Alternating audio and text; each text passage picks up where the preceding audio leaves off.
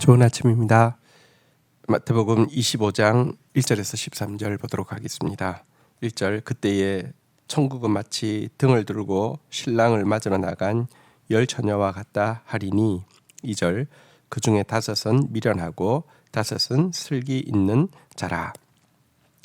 자, 예수님은 천국에 대해서 신랑을 맞으러 나간 열 처녀와 같다 이렇게 비유를 하셨습니다. 이 열 처녀에 대해서 이해하기 위해서는 우선 이 유대의 결혼 풍습에 대해서 이해하고 있을 필요가 있습니다. 유대의 결혼은 3단계에 의해서 진행되어지는데요. 첫 번째는 부모들끼리 미리 혼인을 이렇게 약속하는 정혼이 있습니다. 그런데 이제 성인이 되어지면 이제 이 두 사람이 이제 약혼을 하게 됩니다.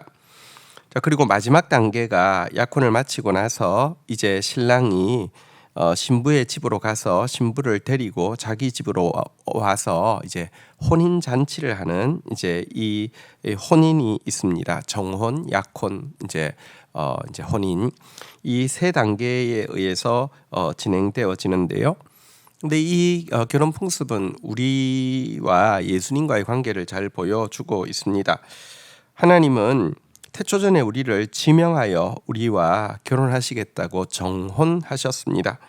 그리고 이제 예수 그리스도를 이 땅에 보내주셔서 우리와 약혼 의식을 거행하셨다고 하면 천국, 곧 이제 혼인잔치로 비유되어지는 천국은요, 이제 예수 그리스도의 재림으로 말미암아 이제 이 그 혼인 잔치를 남겨두고 있는 상황이라고 할 수 있는데요. 근데 이 정혼, 이 결혼의 상대자를 결정하는 이 정혼은 그냥 뭐 쉽게 낄 수 있는 것이 아니라 이거 자체가 굉장히 엄중한 서약이었습니다. 마찬가지로 하나님께서 우리를 당신의 신부로 결정하신 것은 우리가 깰 수 없는 아주 소중한 하나님의 그 결단임을 기억해야 할 것입니다. 자, 그런데 여기에 보니까 이 정혼한 이제 그 상태에서 약혼을 치렀는데 혼인 잔치를 이제 해야 되는데 혼인 잔치가 전체적으로 지연되어지고 있는 상황에서 이 비유가 나온 것입니다. 이 혼인 잔치가 지연되어진다. 이것은 당시 사람들에게는 그렇게 익숙한 일이었습니다. 왜냐하면 약혼을 치르고 나서도 혼인을 할 때까지 지참금 문제가 이제 매듭이 지어져야 되는데요. 그래서 이 지참금 문제 때문에 생각보다 지연되는 경우가 종종 있었다고 합니다. 이것은 사실 예수 그리스도의 재림이 초대교회 성도들이 생각하는 것만큼 그렇게 빨리 진행되어지지는 않을 것에 대한 강력한 암시를 보여주는 것이기도 합니다.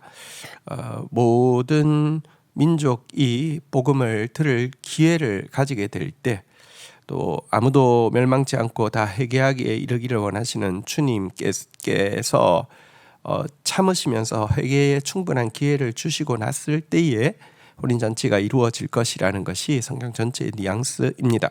자, 그런데 여기에 우리가 읽었던 본문에 나온 열 처녀는 무엇이냐고 하면 이 혼인잔치에 이제 우리가 서게 될 터인데 이 혼인잔치의 주인공인 신부의 들러리들을 이야기하고요. 이것은 예수 그리스도의 재림을 기다리고 있는 성도들을 돕고 보호하는 교회 공동체를 상징하는 것이 바로 이 열 처녀라고 할 수 있습니다. 그런데 교회가 5은 미련하고 5은 슬기 있었다라고 이야기하고 있는데요. 교회 공동체가 다 뭐랄까요? 슬기로워서 그 공동체에 있는 신부를 그리스도에게 이끌고 나아가서 정말 아름다운 신부로 준비되어지게 하고 정말 아름다운 혼인 잔치를 이렇게 가지게 할 만큼 지혜로운 이 그 교회도 있지만 또 그렇지 못한 교회도 있다는 것을 보여주고 있습니다. 3절부터 보겠습니다. 미련한 자들은 등을 가지되 기름을 가지지 아니하고 4절 슬기 있는 자들은 그릇에 기름을 담아 등과 함께 가져갔더니 5절 신랑이 더디 오므로 다 졸며 잘세. 6절 밤중에 소리가 나되 보라 신랑이로다 맞으러 나오라 하매. 7절 이에 그 처녀들이 다 일어나 등을 준비할세. 8절 미련한 자들이 슬기 있는 자들에게 이르되 우리 등불이 꺼져가니 너희 기름을 좀 나눠달라 하거늘. 9절 슬기 있는 자들이 대답하여 이르되 우리와 너희가 쓰기에 다 부족할까 하노니 차라리 파는 자들에게 가서 너희 쓸 것을 사라 하니. 10절 그들이 살아간 사이에 신랑이 오므로 준비하였던 자들은 다 함께 혼인잔치에 들어가고 문이 닫힌지라. 자, 그런데 이 열 처녀, 다시 말하면 이제 성도들이 그리스도의 아름다운 신부로 설 수 있도록 돕고 또 단장하게 하고 준비하게 하는 이 교회가요, 어떤 교회들은 등과 기름을 가졌는데 어떤 교회들은 등만 있고 기름이 없었던 것입니다.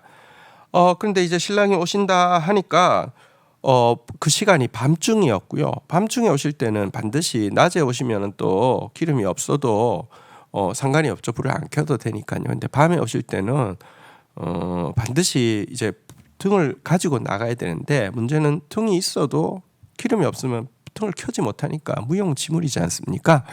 그래서 5시 등을 가지고 있지 못했고요. 슬기 있는 자들에게 빌려달라고 해도 슬기 있는 자들이 이기적이어서가 아니라 그랬다가는 둘 다 못 들어가는 그런 일이 생기게 되니까 가서 사오라고 이렇게 이야기하게 되었고요. 사러 간 사이에 신랑이 왔고요.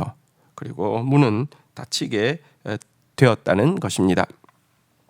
여기서 말하는 등은 우리 이 교회의 외형적인 어떤 부분입니다. 종교의 외형적인 부분을 이야기하고요. 기름은 이 우리 신앙의 내면적인 부분들을 이야기합니다.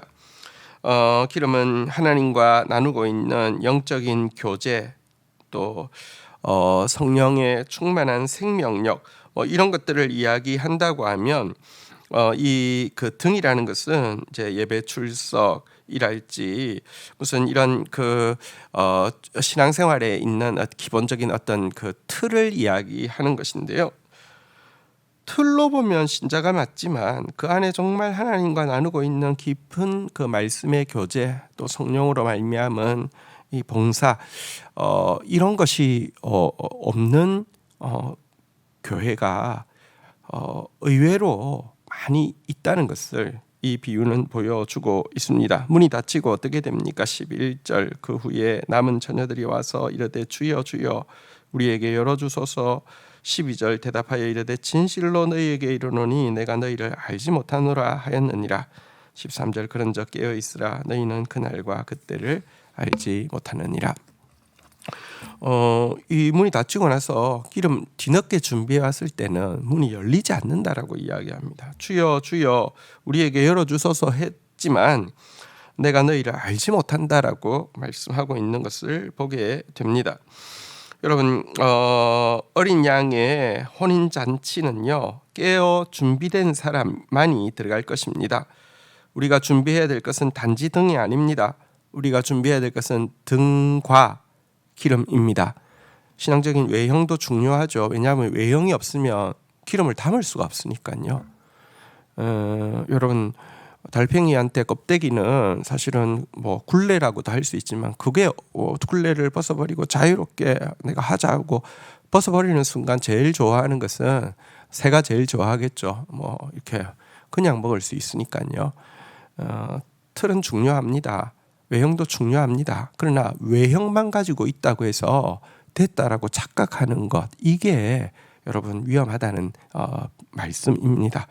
우리가 예배 출석하고 또 기도 생활, 말씀 생활, 헌금 생활 뭐 이런 것들 신앙생활에서 중요하지요. 근데 그 안에 하나님과의 깊은 내밀한 교제와 성령으로 말미암는 의와 희락과 평강을 누리는 이 생명력이 항상 불꽃처럼 타오르고 있어야 한다는 사실 꼭 기억해야 될 것입니다. 주님의 임재가 가깝습니다. 오늘도 우리 안에 등과 기름이 이렇게 잘 준비되어져 있는 지혜로운 다섯처녀 되기를 주의 이름으로 축복드립니다. 주신 말씀 붙잡고 기도하며 나가도록 하겠습니다.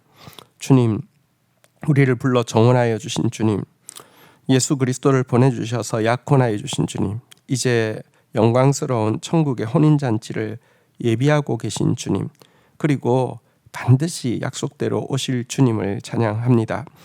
주님의 재림이 미루어지는 것은 아무도 멸망치 않고 다 회개하기를 원하시는 주님의 긍휼 때문임을 고백합니다.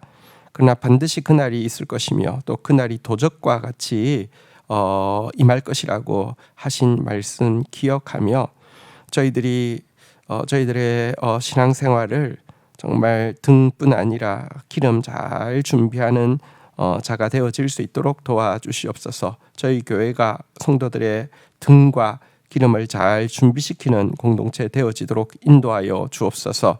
연말입니다. 주님 오심도